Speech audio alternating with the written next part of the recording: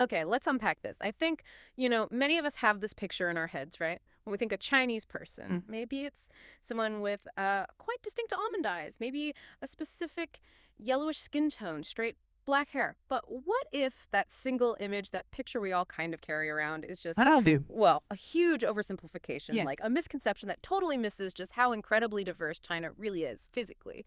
Get ready, because we're about to dive deep into something that might really surprise you. Yeah, what's fascinating here is that the whole idea of one single Chinese look, it just falls apart the second you actually start looking closely. Mhm. Our mission today, really, is to get why. Why do China's people look so remarkably different from each other? This deep dive, it's going to show China not as, one face, but this amazing mosaic of faces, a human tapestry woven from really complex genetics, super diverse geography, and thousands, literally thousands of years of history layered on top of each other. I mean, we're talking 1.4 billion people here, Mm. 56 officially recognized ethnic groups. It's just this vast human landscape, and we want to uncover the most important insights into all that incredible variation.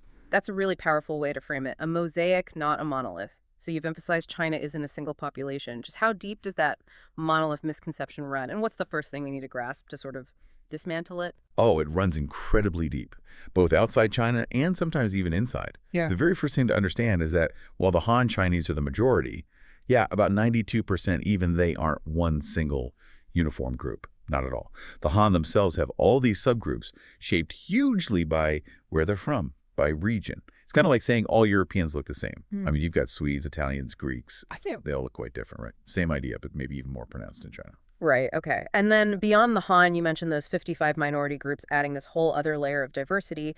Do we have genetic insights now that really highlight these differences, like hard data? Exactly. Beyond the Han, you've got incredibly vibrant groups. Tibetans, Uyghurs, Mongols, the Zhuang, Hui, Koreans, each with their own unique look and heritage. And yes, the genetics are really revealing. Studies, even recent ones like from 2017, have peeled back these layers. They found significant genetic differences, even just comparing northern and southern Han populations. Quite striking. So northern Han folks, they carry about, say, 15–20% more Siberian and Central Asian ancestry. But southern Han show a clear 10–15% Southeast Asian genetic mix. Admixture, they call it. It means a deep historical blend. So what this tells us is not just geography. It fundamentally redefines Han. It's a genetic tapestry, really, where these different ancestries have woven distinct physical traits into the North and South. And these genetic blueprints, they directly influence a lot of the physical features you can actually see. Okay, so these genetic blueprints are key. How do we see them play out in something really visible, like skin tone across China's huge geography? You see a real spectrum, it's quite dramatic. Go up north, places like Beijing, Inner Mongolia, Heilongjiang province. Lighter complexions are definitely more common there. That's partly ancestry, those northern links we talked about, and partly just, well, less intense sunlight, Yeah. lower UV radiation. But then you travel south, Guangdong, Guangxi, Yunnan. Totally different picture. You see more medium to darker skin tones. Stronger sun, for sure, but also that historical genetic mixing with Southeast Asian groups plays a big role and creates this whole different palette. Wow, quite a contrast. So does this spectrum feed into cultural ideas about beauty, and what's the actual breakdown, like percentage-wise? Yeah, this brings up a really interesting point about culture and beauty standards. Scientists have actually put some numbers on it. They found roughly 70% of Han Chinese fall into what they describe as a light to medium yellowish brown category. But then about 20% have those noticeably lighter complexions, mostly in the north. And about 10% have darker tones, which you see more in the South and definitely among many minority communities. Culturally, it's complex. Lighter skin often gets favored in modern mainstream beauty standards. There are historical links to class, not working outdoors. But importantly, many rural communities, and especially minority groups, they absolutely celebrate darker skin tones. It's part of their heritage, their identity. Okay, so skin tone gives us one part of this genetic picture. What about eyes? You often hear about eye shape, but what about color? Do eyes tell migration stories too? They absolutely do. I mean, it's true. The vast majority, we're talking over 95% of people in China have dark brown eyes. That's a dominant trait. But even there, you find variation. You do occasionally see hazel or lighter brown shades. It's not super common overall, but you see it more in northern populations, and especially among groups of the Uyghurs and Mongols. Those lighter shades, they're like a little echo of their connections to Central Asia, where lighter eye colors are just more frequent in the gene pool. Interesting. And beyond just the color, is there another eye feature that tells an even more specific story about these population differences? Definitely. There's the epicanthic fold. That's the skin fold on the upper eyelid that many people associate with East Asians. But here's the key thing. How common it is, and even its specific shape, varies quite a bit across China. Researchers have found that northern groups tend to have it much more often, maybe 80 to 90% of people, whereas in southern groups, the rate is lower, more like 60 to 70%. And this isn't just random variation. It seems to directly reflect that history of genetic mixing with Southeast Asian populations in the South, who generally have that fold less often. It's another marker of those ancient movements of people. That's such a clear genetic fingerprint right there in the eyes. Okay, so we've done skin, we've done eyes. What about other features like the overall facial structure? Does that really scream diversity? Oh, absolutely.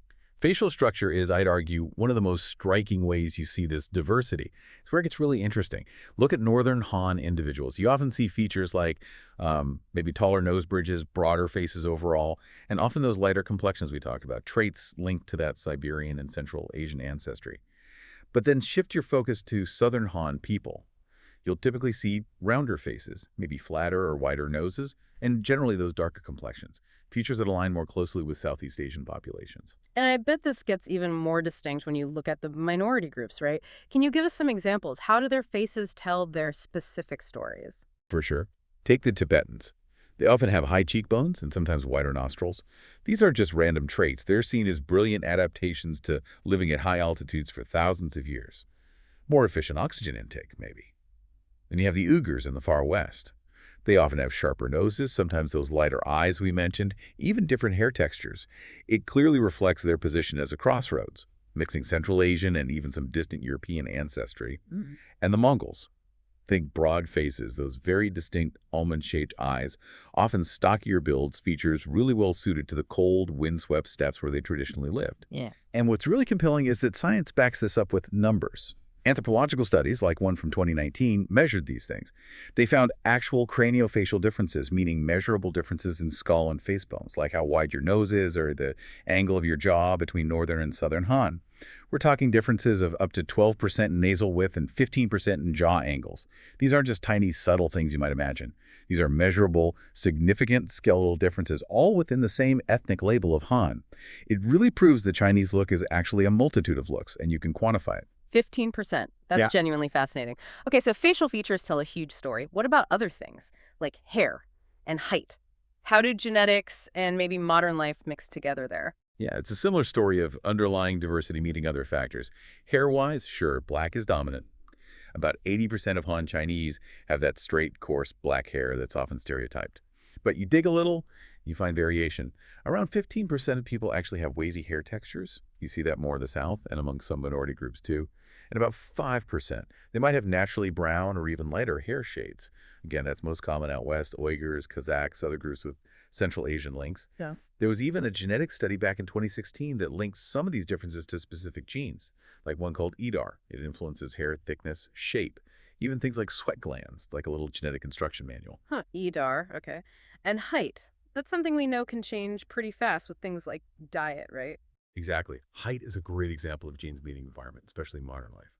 So today, the average height for men in China is around 172 centimeters. That's about 5'8".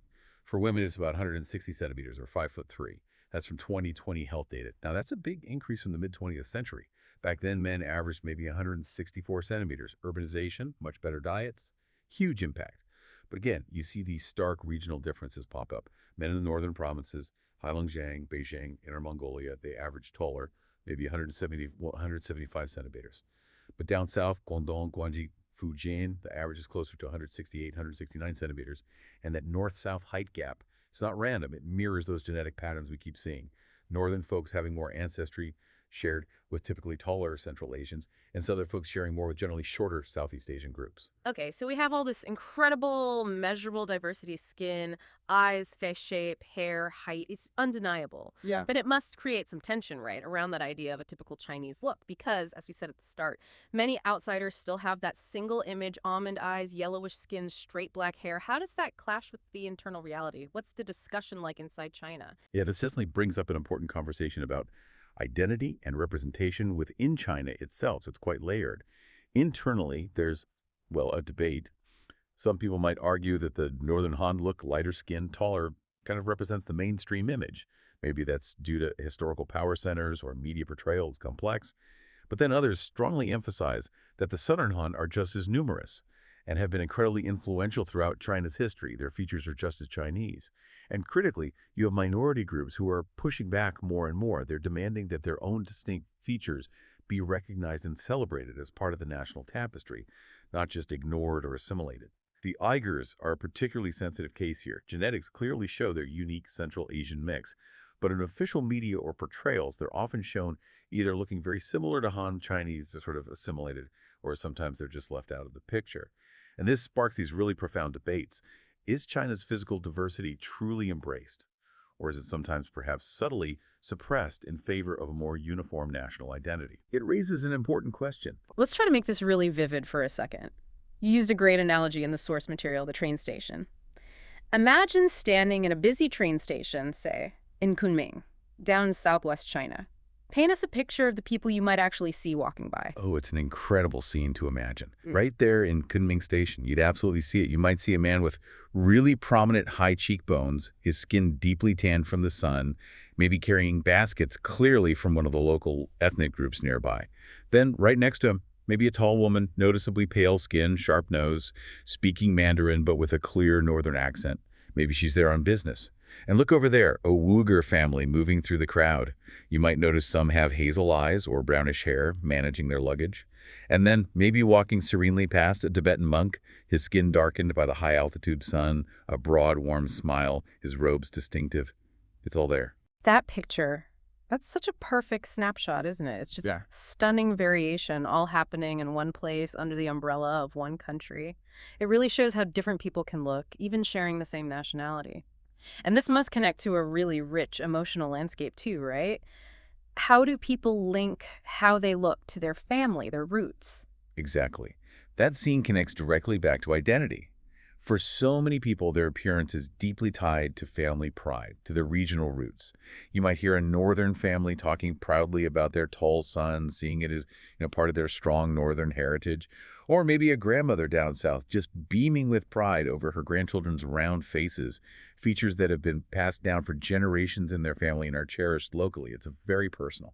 That's a lovely image. But you also mentioned societal pressure earlier. How does that sit alongside this personal or family pride? It's a fascinating and sometimes difficult dynamic. On one side, you have this deep personal connection and pride in your heritage reflected in your looks. But if we connect this to the bigger picture, the broader society, there is often this undeniable pressure. Those mainstream beauty standards, often amplified by media, they frequently, whether intentionally or not, push towards that lighter skin, perhaps more northern-associated ideal. And that can create conflict for people. But, and this is really important, there's a hopeful counter-narrative emerging now, especially with younger generations. Young Chinese people are increasingly using social media, the internet, to celebrate their diversity. They're sharing stories about their minority heritage, proudly showing off their unique features, and actively pushing back against those narrow, one-dimensional stereotypes that maybe dominated in the past. It feels like a really powerful, evolving conversation about what it means to be Chinese today. So wrapping this all up, what does it mean for that idea we started with? It sounds like scientists, historians, everyone agrees China's people just can't be boiled down to one single look. Absolutely not. That's the core takeaway from this deep dive.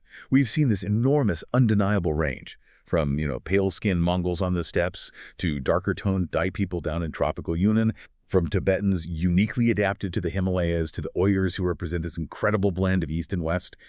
No single face can realistically claim to be the Chinese look, because the Chinese look is actually this vast spectrum. It's millions of individual stories written in faces. So the next time someone asks you, what does the Chinese person look like, you might just have to reply, which one are you talking about? The Tibetan monk adapted for altitude? The Uyghur farmer with hazel eyes? Kuf, the northern Han student with the taller nose? Or the southern trader with the rounder face? Because really, it's all of them together in their incredible individuality that tell the true, magnificent story of China. Exactly. And maybe the universal lesson here, thinking even beyond China, is just that, well, human diversity isn't about trying to find one single type. It's about learning to really see and appreciate the profound beauty in every variation. And understanding that all these differences we see, they're like living, breathing evidence of our incredibly rich, complex, shared journey as a species across the planet.